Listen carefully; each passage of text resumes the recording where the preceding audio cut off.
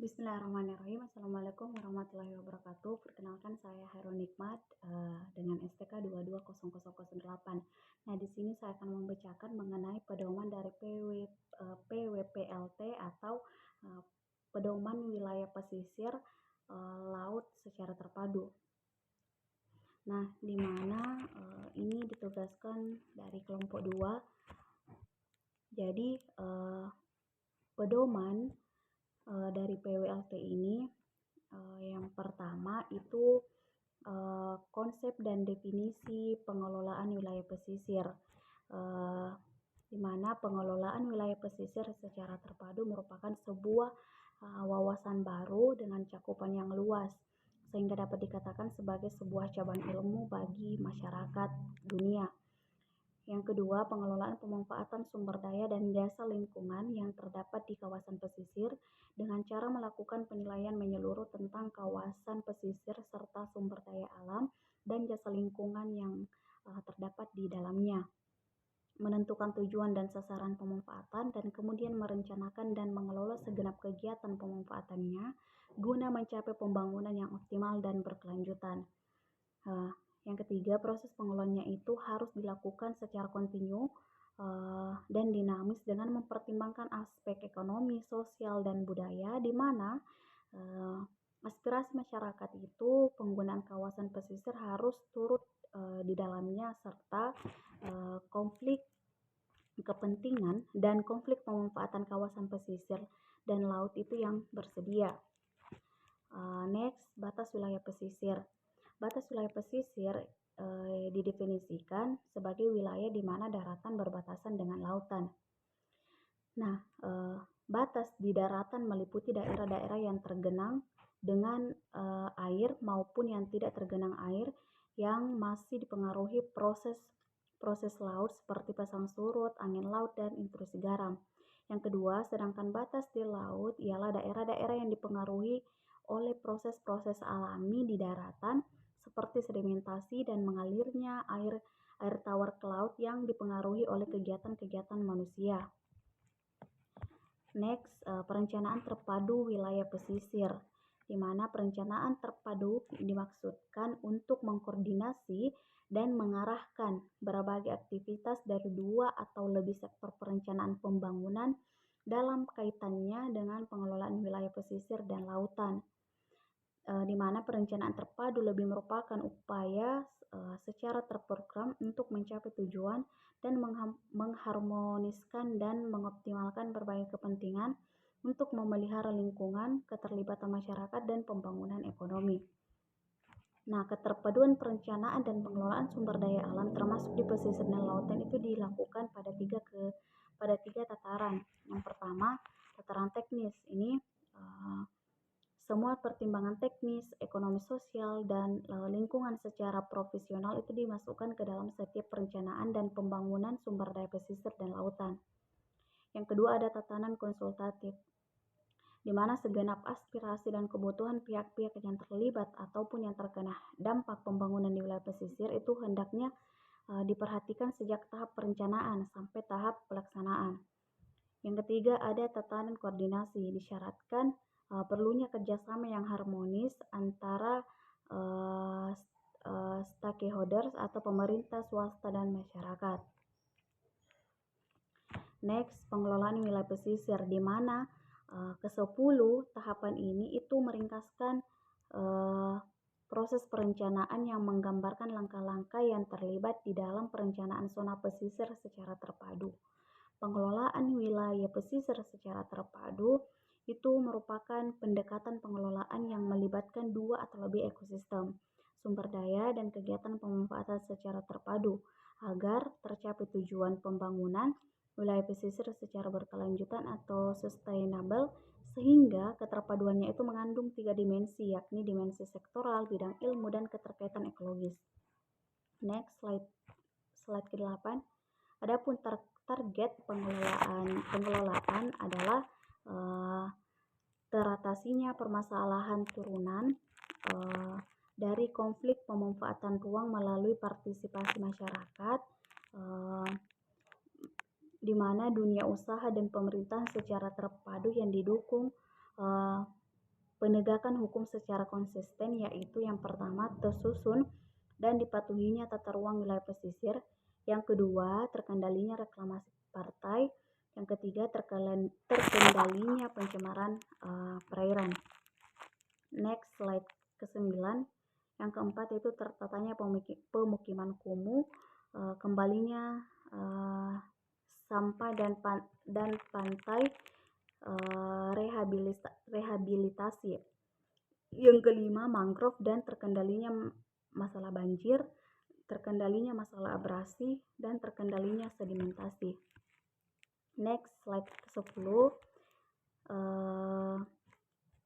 Salah satu faktor penyubur terjadinya konflik serta mempercepat kerusakan sumber daya pesisir adalah lemahnya koordinasi antara lembaga terkait, yang dimana untuk mengatasi kondisi tersebut itu harus dilakukan peningkatan koordinasi kelembagaan yang melibatkan dinas atau instansi daerah seperti Bapeda, Perikanan Kelautan, Pariwisata, Industri dan Perdagangan, Perhubungan, Kepelabuhanan, BPN, dan lain-lain.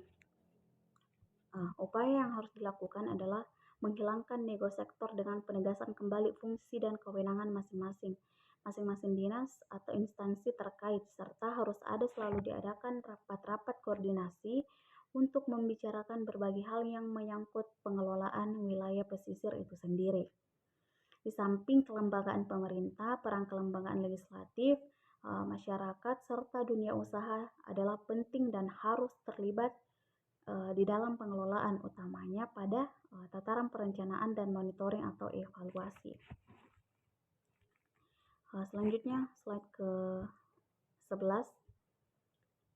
Didasari kenyataan bahwa wilayah pesisir terdiri dari sistem sosial dan alam yang terjadinya secara kompleks dan dinamis, maka keterpaduan bidang ilmu masyarakat di dalam pengelolaan wilayah pesisir hendaknya itu dilaksanakan dengan pendekatan interdisiplin ilmu yang melibatkan bidang ilmu ekonomi, ekologi, teknik, sosiologi, hukum, dan lain yang terkait. Di mana karena wilayah pesisir terdiri dari berbagai ekosistem mangrove, terumbu karang, lamun, estuaria, dan lain-lain yang saling terkait satu sama lain. Di samping itu, wilayah ini juga dipengaruhi oleh berbagai kegiatan manusia, yang dimana proses-proses alami yang terdapat di lahan atas atau upland areas maupun laut lepas. Kondisi ini itu mensyaratkan bahwa pengelolaan wilayah pesisir dan lautan secara terpadu itu memang harus memperlihatkan keterkaitan ekologis tersebut. Dengan demikian akan tercapai suatu pengelolaan terpadu yang melibatkan pemerintah, masyarakat, dan dunia usaha yang menuju ke arah pembangunan berkelanjutan.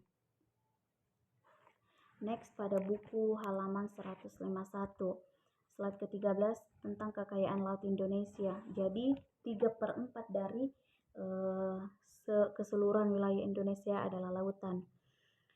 Perkiraan nilai ekonomi potensi dan kekayaan laut Indonesia yang telah dihitung pada pakar dan lembaga terkait dalam setahun itu mencapai 149,95 miliar dolar AS atau sekitar 14,994 triliun, yang dimana potensi ekonomi kekayaan laut tersebut meliputi perikanan senilai 31,94 miliar dolar, wilayah pesisirnya itu 56 miliar dolar, bioteknologi laut totalnya itu 40 miliar dolar, wisata baharinya 2 miliar dolar, minyak buminya sebesar 6,64 miliar dolar, dan transportasi lautnya itu sebesar 20 miliar dolar.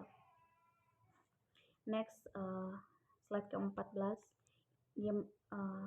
Isu dan masalah-masalah dalam pemanfaatan kekayaan laut. Jadi dengan kekayaan laut yang melimpah, sayangnya itu belum termanfaatkan secara optimal, di mana di satu sisi Indonesia ini memposisikan diri sebagai negara kepulauan dengan kekayaan lautnya yang melimpah, tetapi di sisi lain Indonesia ini memposisikan diri sebagai kultural, sebagai bangsa agraris yang puluhan juta petani yang masih berada di bawah garis kemiskinan, sedangkan dalam industrinya itu modern. Negara kita ini kalah bersaing dengan negara lain. Selain itu banyak nelayan asing yang mencuri ikan di wilayah pesisir kita, di mana Tiap tahunnya jutaan ton ikan di perairan kita itu dicuri oleh nelayan asing yang rata-rata peralatan tangkap ikan mereka itu jauh lebih canggih dibandingkan para nelayan tradisional kita di Indonesia. Next, slide ke-15. Upaya pemanfaatan kekayaan laut Indonesia mengingat potensi sumber daya laut yang kita miliki itu sangat besar. Maka kekayaan laut ini harus menjadi keunggulan kompetitif Indonesia yang ada yang dapat menghantarkan bangsa kita menuju bangsa yang adil, makmur, dan mandiri. Dengan berbagai kebijakan kelautan yang ditempuh ini diharapkan adanya pembangunan kelautan yang sinergis dan terarah serta menyeluruh sehingga tidak mustahil dengan pemanfaatan kekayaan laut yang optimal akan menumbuhkan pertumbuhan ekonomi secara berkelanjutan guna meningkatkan kesejahteraan Indonesia yang adil, makmur, dan mandiri. Next, slide ke-16. Pengelolaan wilayah pesisir ini didefinisikan sebagai wilayah di mana daratan berbatasan dengan laut. Ekosistem wilayah pesisir ini memiliki peranan yang sangat penting dan nilai yang paling tinggi di antara ekosistem di bumi ini dalam memberikan pelayanan terhadap keseimbangan lingkungan, di mana profil wilayah pesisir adalah gambaran umum berisi informasi tentang kondisi permasalahan atau isu-isu yang berkaitan dengan pengelolaan sumber daya wilayah pesisir. Nah, di mana menurut Undang-Undang Republik Indonesia Nomor 27 Tahun 2007 tentang pengelolaan wilayah pesisir dan pulau-pulau kecil itu menetapkan dalam pasal 1 ayat 1 dan 2 tentang pengelolaan wilayah pesisir dan pulau-pulau kecil adalah suatu proses perencanaan, pemanfaatan, pengawasan, dan pengendalian sumber daya pesisir dan pulau-pulau kecil antar sektor, antar pemerintah dan pemerintah daerah, antar ekosistem darat dan laut, dan serta antara ilmu pengetahuan dan manajemen untuk meningkatkan kesejahteraan masyarakat dan wilayah pesisir. Next, slide 17. Pembuatan dan pengelolaan kawasan wisata dan riset salah satu bentuk rencana yang akan direkomendasikan dalam legalitas wilayah kepulauan Indonesia atau menjaga terhadap pulau-pulau terluar yang berpotensi konflik antar negara adalah membangun dan mengembangkan kawasan milik Indonesia. Pembangunan dan pengembangan yang direkomendasikan mengingat potensi sumber daya pesisir yang begitu besar dan kultur budaya yang beraneka ragam, baik bahasa, kuliner, pakaian, dan sebagainya adalah dengan membuat suatu kawasan wisata riset Indonesia. Nah, cukup sekian pembacaan materi saya mengenai pedoman PWPLT ini dari kelompok 2. Kurangnya mohon dimaafkan. Wassalamualaikum warahmatullahi wabarakatuh.